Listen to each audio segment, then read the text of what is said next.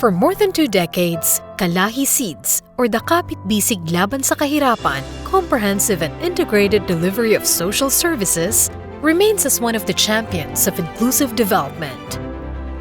Since launching in 2003 in Dolores, Quezon, KALAHI-CIDSS has completed more than 83,000 sub-projects in 676 municipalities all over the Philippines, uplifting the lives of more than 22 million Filipinos. This was realized through the support of various development partners by empowering our communities.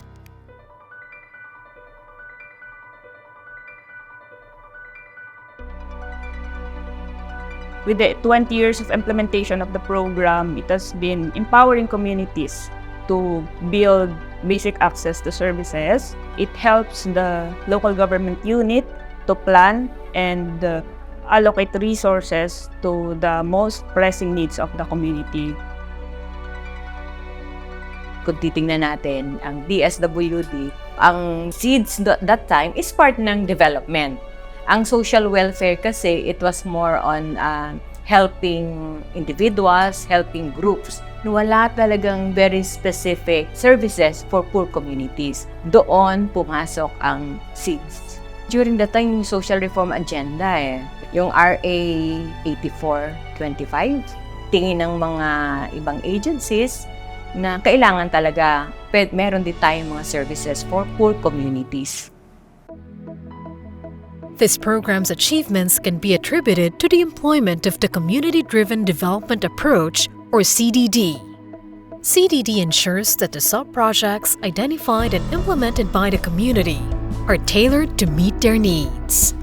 Pagdating din sa LGUs, nawawalan, napapalitan na si Mayor. But then, andyan pa rin ang mga tao. Ang mga tao, naaalala nila yung proseso ng KALAHI-CIDSS. Doon tuwan-tuwa ako.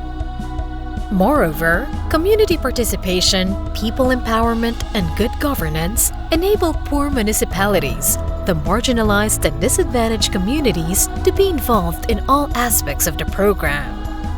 From planning, implementation, up to sustainability of their sub-projects.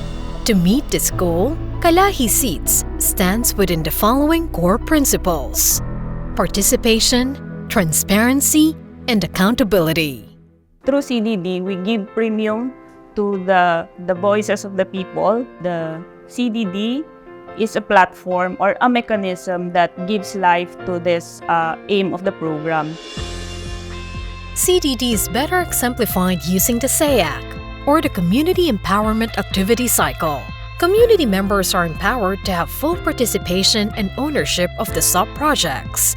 This means they have control over decisions and resources. From planning, budgeting, and execution, to monitoring and evaluation. This is our mechanism used by the program, wherein we capacitate our community volunteers in terms of identifying the needs, identifying the interventions or solution to the needs. During the SAAC stage, the communities are being taught to look on the needs through the participatory situational analysis workshop. The KALAHI-CIDSS success would not have been possible without the dedication of the lifeblood of the program, its community volunteers. They are given various trainings and workshops that help them develop the needed technical skills to participate in the program every step of the way. This level of inclusivity and involvement gives community members and volunteers the sense of fulfillment to sustain their sub-projects. We have built social capital and build vertical and horizontal relationships. People at the community level and people at the upper level can talk in terms of the development process. It should be bottom-up approach. That's vertical relationship. When we say horizontal relationship, the community themselves should also talk, hindi yung paisa-isa when it comes to development. We are very much appreciative of what they have contributed to the implementation of the KALAHI-CIDSS. Without them, there will be no sub-projects that can be completed. Without them, there will be no participation in our areas. Since the Philippines is a country prone to many natural calamities, poor communities are especially vulnerable to devastating damage that impacts their livelihood, health, and social lives. KALAHI-CIDSS has played a big role in the development of the disaster risk reduction management capabilities of communities. The program was also at the forefront of the recovery and rebuilding of communities devastated by Super Typhoon Yolanda and other strong typhoons. The KALAHI-CIDSS by itself is actually one way of preparing people to become disaster resilient. We involve them and we consider all the contexts of the communities, including gender, culture, disaster. The program was also instrumental in responding to the COVID-19 pandemic. But during COVID-19, there were problems in the restrictions. That's why we need to shift. So we had to tweak the program and came up with another modality. We really had to innovate and create opportunities on how we will really deliver all this. This is the DROM, wherein we do not need to meet the communities, but they will be represented by their trusted leaders in the discussions. Hindi siya nabago ang dynamics when it comes to empowering the community. In place pa rin siya. Because the DROM process still bounded on the principles of participatory transparency and accountability.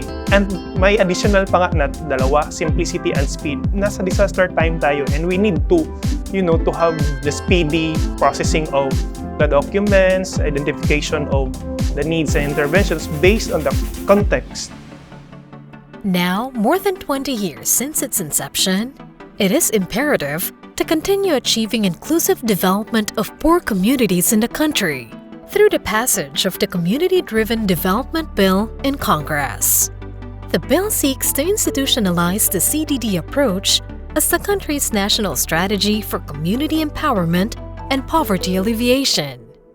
It aims to mandate the whole of government to adapt the principles of CDD in all government projects, programs, and activities. For our lawmakers, help us sustain the gains of the KALAHI-CIDSS through the institutionalization of the community-driven development approach. Through institutionalization, we will be able to ensure that the program will be continuously implemented.